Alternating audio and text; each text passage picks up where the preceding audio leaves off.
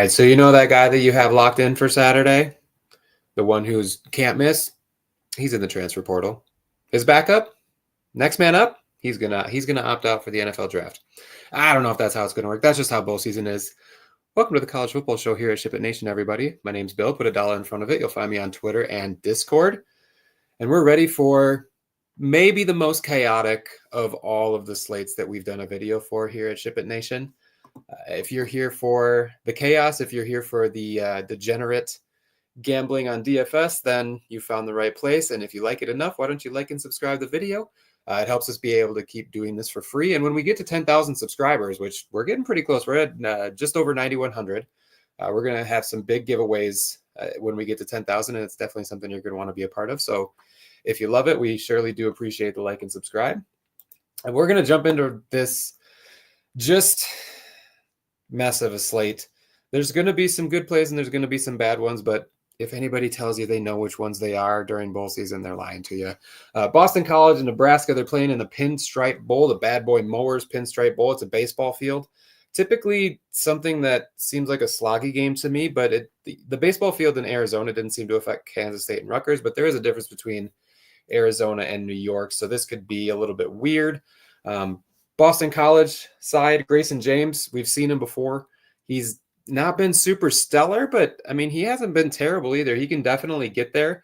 The thing that worries me is the wide receiver core is a little bit questionable. Jaden Skeet legitimately is questionable. Jaron Bradley has committed to Kansas State.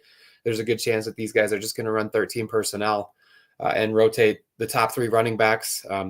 Reed Harris, Morales, and Franklin are tight ends, and they're all top 5 in targets. So that kind of just tells you how this offense has been running this year. And then in the running back room, it's Robichaud and Ward and McDonald. Turbo Richard warmed up last game and didn't play, so there's a chance he gets mixed in, but he is 5th on the depth chart. So really on the Boston College side, a 20-point team total isn't super thrilling. This does seem like a sloggy game at a baseball field, a grass field, between two teams that are typically pretty sloggy anyway.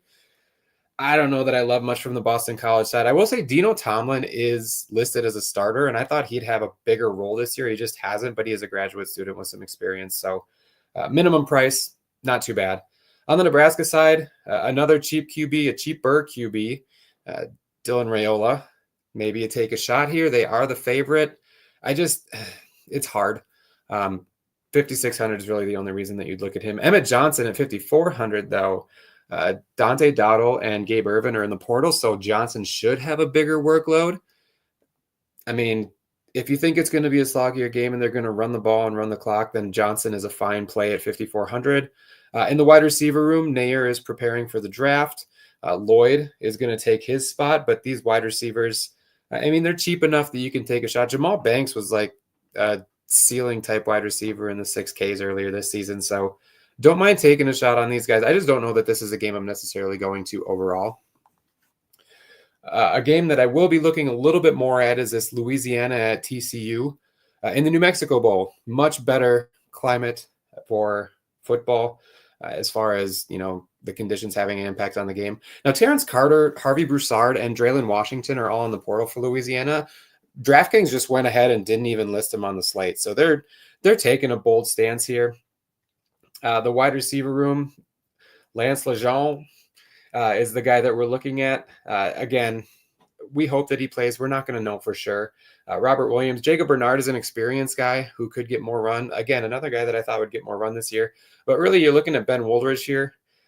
He was hurt for a few games. He missed the conference championship, but he was good. He had some ceiling games before that. Louisiana should be able to get to TCU a little bit. I mean, they're heavy underdogs, but they still have a 23.5-point team total. And with this running back room, Bill Davis burned everybody, I think, in that conference championship. So, it's one of those situations where we're going to wait and see what we figure out once we get closer to lock. On the TCU side, 35-point team total, one of the highest on the slate. Josh Hoover at 7,900. He's just underpriced. He's a guy that you're going to be looking at.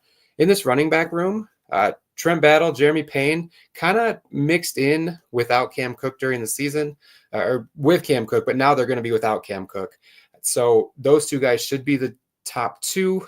Nobody really knows what happened to Trey Sanders. There's some cat named Palmer who's listed as an OR on the depth chart, but he's What has he had? 8 snaps all season against Loyola, Illinois. So we're really not sure outside of Battle and Pain what it's going to look like. The wide receiver room's kind of the same thing. It's Jack Besh and Savion Williams had been the top receivers this year, but they're most likely not going to play. They're still listed on the depth chart, but they're also listed as out on DraftKings. That doesn't always mean everything, though. Look at Terrion Stewart on Thursday night, was listed as out until about 20 minutes before lock. So definitely something we're monitoring there. But if those guys don't go, Eric McAllister, JP Richardson, these guys played during the season and had solid games here and there, but without the top 2 receivers, they should be in for a little bit more. Noel and Bailey got some run too this season. It's just that it's a 35-point team total, and Louisiana just got obliterated by Marshall. So these are guys that you're going to want to look at. You're going to want to have a piece of this team in all likelihood. Hard to ignore. It's just hard to predict exactly how it's going to go. Iowa State at Miami, a 3.5-point spread. Pretty solid team totals for both of these guys. So this is the Pop-Tarts Bowl. The most interesting thing about this bowl is just the trophy. There's an actual toaster in the trophy. So maybe the coolest non-college football playoff game. Maybe even cooler than some of those college football playoff games, to be honest. Rocco Becht is fine. He's just expensive. It's $8K is a tough price to pay for him. In the backfield, Jalen Jackson was suspended, so we'll have to see if he even has a shot, but it's been the Sama and Hansen show lately anyway, so I don't know if it matters much if he plays or not.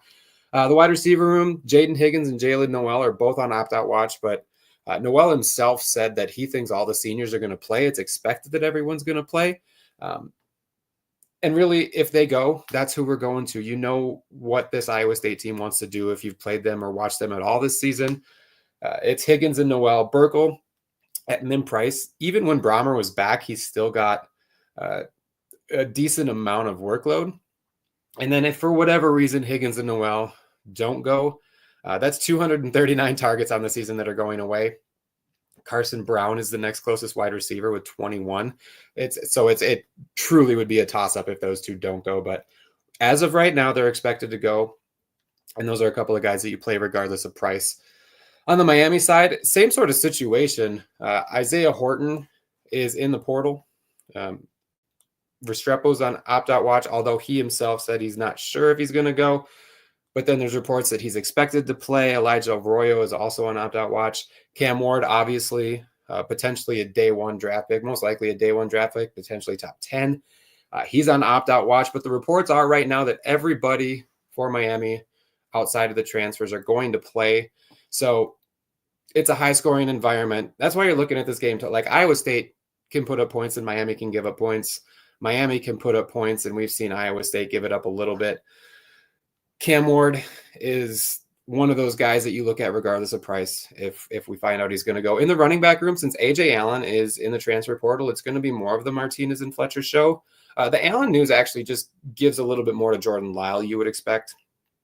It had been Martinez, but Fletcher did get more rushing attempts in the last game against Syracuse. So, it's kind of a price play there at $6K versus the 4.3. In this wide receiver room, I'm going with the value. If these guys are all going to play, I'm always going to be looking at Sam Brown at, almost a third of the price of Xavier Restrepo. But all of them are good plays, these top 4 specifically. So I don't mind stacking this game. If we can get some news on this, it's really the biggest thing. The other Miami on the slate, Miami of Ohio, playing Colorado State in the Snoop Dogg Arizona Bowl. And if you want any reason to play Miami of Ohio, head coach Chuck Martin at the Snoop Dogg Bowl in the Moose jersey. Just, if this doesn't scream ship in a DFS contest, I don't know what does. He's actually one of my favorite coaches in college football. I love watching interviews with him, and he's a solid coach. Very close spread, but very low total game. So how much you actually look at this game beyond the quirkiness of it being the Snoop Dogg Bowl. Brett Gabbert is 52 years old. Mostly terrible for fantasy, but he's 5,800. That's really all I can say about him. Keon Mosey's actually a bit of a stud. He had been getting a lot of work and doing a lot with it. Downing missed the MAC championship game, so if he doesn't go, it just means more for Mosey. And Kevin Davis is actually more involved in the pass game, and finally, he's listed as a backup wide receiver on the depth chart and a backup running back, so there's a chance that he'll be more involved in the passing game, especially because Javon Tracy and Reggie Virgil are committed to other teams. Sky Uma, Javon Tracy, welcome to Minnesota. So Cade Donald should be the main target here, as long as he doesn't opt out. There's always that chance too. But Cam Perry, the Indiana transfer, and then Cole Weaver are listed as starters. Perry did get a little bit of run this season. Weaver, not quite as much. He got 11 routes and ran one target. So that's despite even starting a game. Jack Holdiron is a tight end who's seen the field a lot. He's a veteran. He hasn't been super involved, but it's just a trusted target with Gabbert. And when these other guys are going to not be on the field, something that might end up popping a little bit. I could easily see like a 3-catch, 2-touchdown game for Jack Holdiron in this situation, just because of the trust there. On the Colorado State side, Braden Fowler Nicolosi is good. He absolutely crushed Utah State at this price. His ceiling is very attainable. Miami of Ohio does have a solid defense, but if the Colorado State studied film of the MAC championship game, they can figure out some ways to get to Miami. Avery Morrow and Justin Marshall, both dinged up late in the season and both dealt with injury, both missed time here and there, whether it was just a quarter or a game. But they're both expected to play. I like Marshall just for the discount, but honestly, they're both capable. Damian Henderson was actually the running back who saw the field most recently aside from those two. So again, weird scenario, neither of them play. Maybe you look at Henderson, it's one of those situations you have to wait for news. You have to be around at lock time. You have to be around when each game locks and see if we can get some semblance of a starting lineup or indication of who's going to play and who's not going to play. Same with this wide receiver room. Caleb Goody's committed to Cincy. Jamari Person is also in the portal. Those are two big target guys. Neither of them are on the depth chart. So starting is going to be Armani Winfield, Jordan Ross, and Dane Olson. Winfield actually did get quite a few targets on the season. He started every game but 2 and had 11 targets last week. Olson also got his first start of the season last week and got a solid amount of targets. Ross hasn't started yet, but did see increased usage. And one thing I'll say about Ross is that he's playing in the Snoop Dogg Bowl, Snoop Dogg Arizona Bowl, and he played in the Snoop Dogg Youth League. So that all should tie in together, and maybe that's a good narrative to run with. With bowl season, find the narratives, have some fun. Again, this is a low-scoring game. We probably already talked too much about it, but there is some value here that you can look at. The next game is East Carolina at North Carolina State. Go Bowling Military Bowl, maybe the only bowl with the word bowl in there twice. I just said bowl more in one sentence that I wanted to say. Another team with a lot of portal/opt-out news is East Carolina. Chase Soule is committed to Iowa State. Winston Wright is most likely out after committing to the draft, and that leaves Anthony Smith as by far the most targeted wide receiver in the room. The other thing I like about Anthony Smith is that it's a revenge game. He spent 4 years at North Carolina State before transferring to ECU. So this is his first opportunity to get that revenge. The other starters are Yannick Smith and Jari Patterson. Kelly and Savage are the two tight ends who are also going to see the field. We might even see guys like, Keelan Robinson, who's dealt with some injury this year. Spalding could see the field. There's these smaller, cheap guys that probably aren't in your player pool. I mean, if you're MME, maybe you'll find a couple of these guys, but it's more so just to be aware of. Somebody that could take a little bit of time away from, say, a Patterson or a Smith, just as you're going in. And then Rajah Harris is practicing and doing pregame interviews. So the expectation is that he's going to play, but we might see Montgomery and Gunn mix in as we did throughout the entire season. And then Caden Hauser, super solid, 7,500. He's quiet lately, but he did have a few monster games midway through the season, and you can really get to North Carolina State however you want to. So I do like the Anthony Smith narrative here, but it could be the run game or the pass game if ECU is going to have success. On the NC State side, Casey Concepcion is out.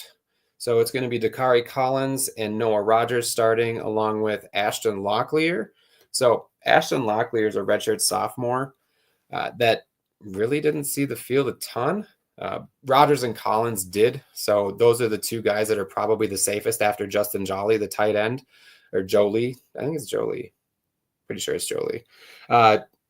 Either way, Jolie at 3,300 being the cheapest wide receiver and maybe Bailey's favorite target on the team, especially with Concepcion going, it's just an egregious error. as far as DraftKings is concerned. And this 32.5 point team total, I think, is the second highest on the slate.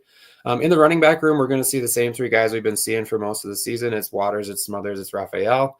But really, this Bailey to Joe Lee stack is super cheap. It really allows you to do whatever you want. And you can run it back with a Rajah Harris or an Anthony Smith if you do want to stack this game. This is definitely a stackable game.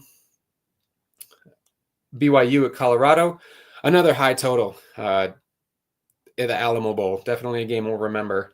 Retzlaff on the BYU side, solid. 7,700 is a fair price for him. Don't mind, he can run, especially if this becomes a shootout. If it does go into this high 20s to mid 20s and maybe even get into the 30s for both teams, this is a quarterback that is in that mid price range that can really skyrocket your lineup. LJ Martin's a RB1, especially now that Hinckley or Patty isn't on the depth chart. So I don't mind him at 6,800, but you could see some increased run from Moa as well at 32. The four guys you see here on the screen with Hunga and actually Davis is in the transfer portal, so there's a chance he doesn't play either. So, these top two are really who I'm looking at in the running back room as far as getting run. In the wide receiver room, Chase Roberts is in a stellar spot, especially at this price, because Darius Lassiter is going to be suspended for the first half after getting ejected in the fourth quarter of the last game. So it's really going to open things up for Roberts. And then you can look at Marion and Kingston and Hagan and Phillips. Hagan is Lassiter's direct backup on the depth chart. It doesn't always mean everything, but you could see some increased run from these four guys. I like these guys in the 3Ks better. Maybe they get 4 to 5 catches in the first half. It is possible without Lassiter out there. On the Colorado side, it's the same story we've told all season. It's the passing game that you're really looking at. These running backs are cheap for a reason, and it's because they typically don't do a whole lot. They had a couple of decent games. Augusta missed the final game of the season, so we'll have to check his status, but Welch returned from injury and became the guy in that game. Like I said, we're not super focused on the run game, but if Welch is going to be RB1 and Augusta is not going to play, 3,500 is a very fair price. It is expected that everybody's going to play, even though Travis Hunter's the Heisman winner and definitely going to go in the first round of the NFL draft. But these wide receivers, the top two especially are priced fairly. Travis Hunter and LeJontay Wester can both get there.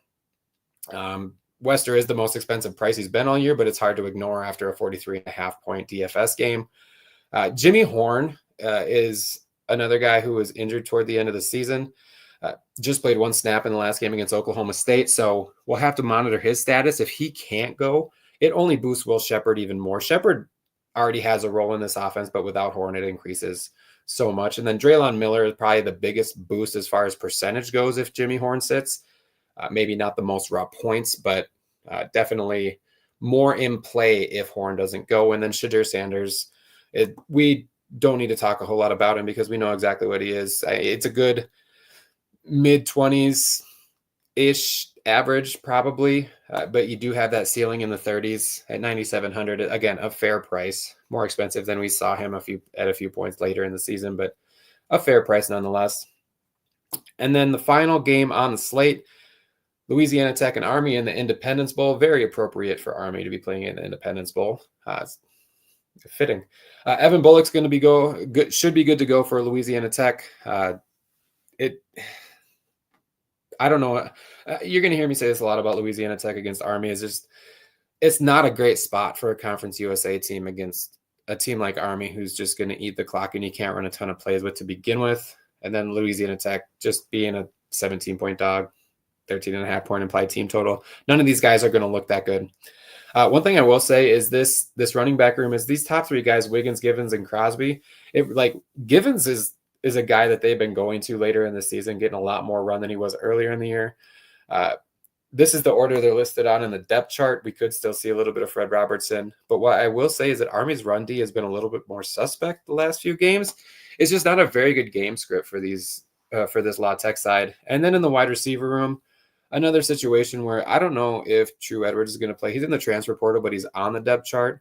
Holiday and Ibrahim are the other listed starters, and Holiday is involved in the run game a little bit too, so maybe somebody versatile like that with the $4,600 price tag isn't terrible. Finley's a tight end who's going to be on the field. The interesting thing is Marleon Jackson is not on the depth chart at all. He's kind of been the cheap target go-to guy for La Tech every time they're on a slate, especially those midweek slates when there aren't a whole lot of options. But I don't know if he's going to play. He's just not on the depth chart. So tough to click any of those names, honestly, in this game script, though. On the other hand, Bryson Daly at 10-2 is just fine. This is a game where I could see him running all over as much as he wants, whenever he wants, early, often, all the time. This is a game that he could easily have another ceiling game with, he's got super high upside, didn't he? I think he scored 60 points earlier this year. Especially now that Udo is transferring. So he's not going to play in this game. So that I think that gives even more to Daly. Now it does boost Short. Short is the next guy in that running back room who was more involved in the running game. Hayden Reed was involved a little bit. He should get a boost. Miles Stewart was on the field, not involved a ton. But all of those running backs should get a boost. In the wide receiver room, Casey Reynolds really the only guy that you're looking at. Not thrilling to play any wide receiver from any of these academies, but if you wanted one, Casey Reynolds would be the guy. But that's it for the Saturday slate.